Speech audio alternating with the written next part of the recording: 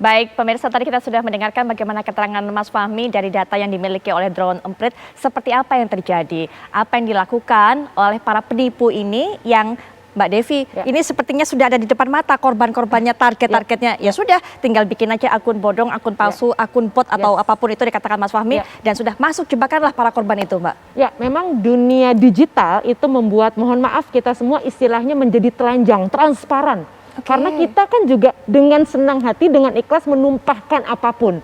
Jadi terlepas dari masalah keuangan dalam banyak hal, bagaimana misalnya penculikan dan sebagainya, itu karena dengan mudah kita, oh orang ini lagi stres nih gitu, oh orang ini lagi nggak di rumah nih, atau lagi apa. Itu karena kita suka posting lagi ada di mana, pakai selfie segala gitu, curhat pula, ya kan?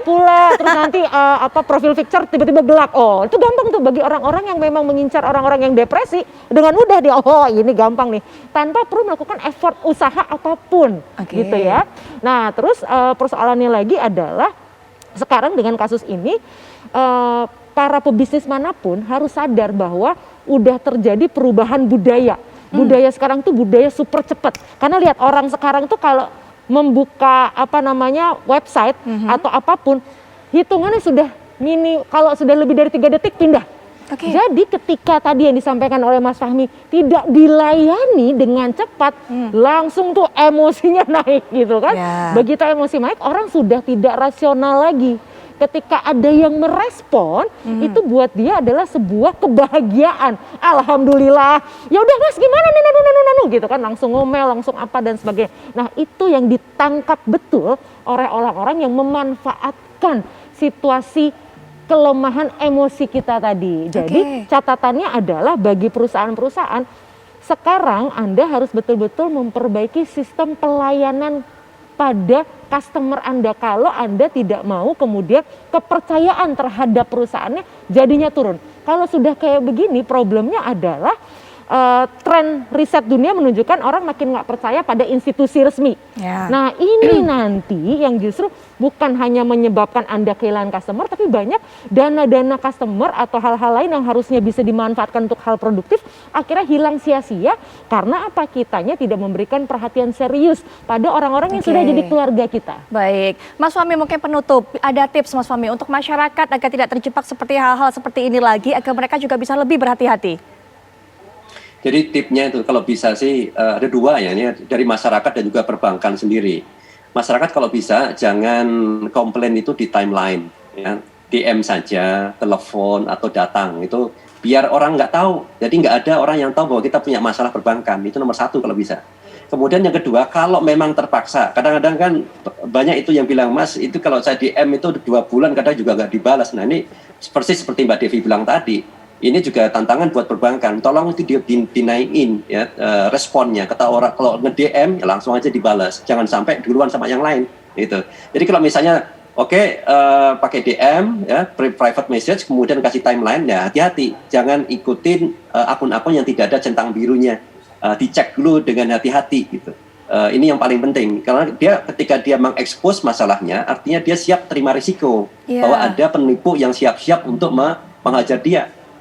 Mengerubutin dia, bahkan itu sampai ada 1 orang 10 penipu itu langsung ngerubutin itu. Nah, itu Mas Fahmi, dikerubuti sampai 10 penipu. Kalau dari data Drone Emprit itu kelihatan nggak Mas Fahmi? Apakah kemudian para penipu-penipu itu, akun-akun bodong itu berasal dari sumber yang sama? Kalau dilihat itu polanya itu sama. Jadi mereka itu saling berinteraksi ini si penipu-penipu ini. Dari akun yang sama mereka kerubutin dan waktu yang sama itu membentuk satu cluster. Saya bikin tuh misalnya untuk BCA, ya, BNI, kemudian nanti menyusul ini saya akan buat untuk BRI, Mandiri dan yang lain-lain. Mereka kelompok-kelompok sendiri, ya. Jadi paling nggak di satu masing-masing bank itu sudah ada jaringan-jaringannya. Dan bisa jadi semua bank ini orangnya sama, jaringannya sama gitu yang melakukan ini. Karena polanya sama, menggunakan bot. Begitu kita kirim komplain, nggak nyampe 1 menit sudah langsung dihubungin. Bank ketinggalan itu, ya mereka nunggunya kalau pakai manual saja kan lama balasnya, ya. Jadi paling tidak katakan kalau ada sehari aja gitu, saya lihat kalau misalnya BCA aja itu mungkin orang komplain ada 160-an lah rata-rata sehari. Anggap aja 10% yang mungkin bisa tertipu, kan lumayan tuh. Bisa paling nggak 10 orang misalnya kena, kan itu kan luar biasa. Ada yang tertipu sampai 16 juta, 4 juta, ada biaya untuk sekolah yang tiba-tiba keambil. Aduh, itu. sayang sekali. Dan oke, kita buat lakukan edukasi, tapi kan nggak cukup edukasi Ya, itu. betul, Jadi harus betul. ada yang dilakukan dari si perbankan sendiri. Betul. Jadi ada satu penelitian nih, tambahan sedikit nih, perbank itu. Tolong kalau seandainya ada bot itu yang dari penipu, langsung itu diajar juga oleh laporan otomatis dari bank ngasih tahu ini robot nih, oh ini penipu ini. Karena penelitian di internasional, kalau paling cepat, semakin cepat orang dikasih tahu ada kemungkinan penipuan, itu dia langsung cepat bisa tahu itu, bisa dikurangi. Kemungkinan tertipunya itu bisa lebih cepat. Tapi kalau lama itu nggak ditanganin sama si CS-nya, ya semakin banyak korbannya. Baik, Mas Fahmi terima kasih sekali sudah memberikan informasi ini kepada kami yang pasti ini juga bisa menjadi pelajaran berharga untuk masyarakat. Mas Fahmi terima kasih, Mbak Devi juga terima kasih Sama-sama, Mbak. sudah hadir di sini dan juga memberikan pandangannya termasuk juga untuk masyarakat. Insya Allah membawa manfaat, Mbak Devi.